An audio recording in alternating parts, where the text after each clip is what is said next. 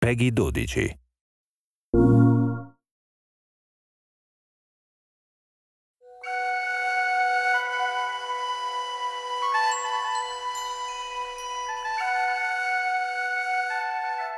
With traditional Celtic music, you have instruments like whistles and flutes, you've got bagpipes, Uilleann pipes, you have stringed instruments like mandolins and also hammered dulcimer.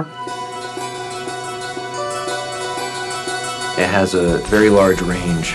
So there are moments that seem very traditional and folksy, and then there's big epic moments that sound like, you know, a Hollywood film, and a lot of places in between that.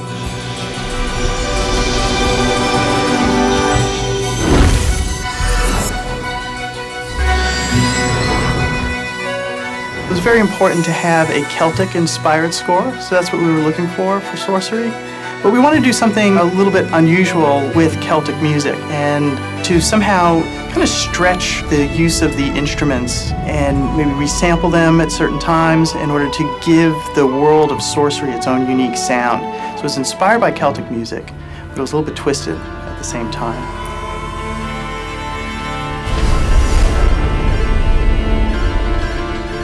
We have drums, we have flutes, we have something that feels kind of medieval. But at the same time, we didn't want to be limited to that. We didn't want it to feel like we were at a Ren Fest. And so when we spoke to the composer, we said, you have the license to bring in other sounds, to create a wider sound palette. And this wound up being essential to creating this feeling of magical strangeness of the world. Mark is an absolutely brilliant composer. He just seemed to be the perfect fit for Sorcery because not only does he have just sort of a great command over melody and a great command over the orchestra, but he also has a very unique collection of exotic and unusual instruments. And these are sounds that Mark incorporated into the score in just a really, really brilliant way. Mark Mancina, he got it right basically right off the bat. It was a real joy to work on this game because it all just came out naturally. He's an amazing composer. I think the biggest challenge with game audio is that everything needs a sound, but there's so much that's happening that eventually there's too many sounds for the brain to even process.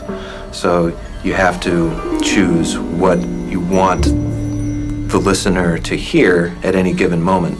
And on Sorcery, it was definitely spell casting, you had environment sounds, you had the character sound effects, and then the music. With the endgame sound, a lot of what we were looking for is to give the player clear cues as to what he should be experiencing at a given moment. And so we made a big distinction between exploration music and between combat music. And it was designed so that even if you don't quite realize that you're in danger, all of a sudden you start to get the beginning sounds of combat music starting up, and you're like, oh no. You start looking around because you get this feeling of, oh, the music is letting me know that I'm in danger, even though I don't quite realize what the nature of the danger is. The whole spellcasting system is based on natural elements, fire, wind, ice. We wanted to make sure that the sounds were natural, but also magical. We want to have the sound respond to the force that you're using. So if you really fling it, it's going to be a lot more powerful sounding than if you're just kind of waving it around. You feel it. It's not just something that you hear, it's something you feel in your chest when you fire it off.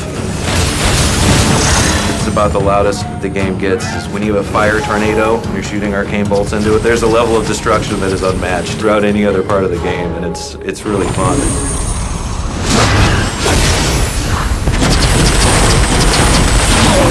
You get the feeling of hearing these great melodies and having some great music and great harmony, but at the same time, you're also hearing all of these magic sounds that are sort of woven into the game. It's a really good sounding game. The dialogue is fantastic. You are seriously suggesting I drink something I found lying around in a tomb? Come on, where's your sense of adventure? The music is great. The spells sound great. The environments are great, and they all play well together. I'm really proud of how Sorcery has come out.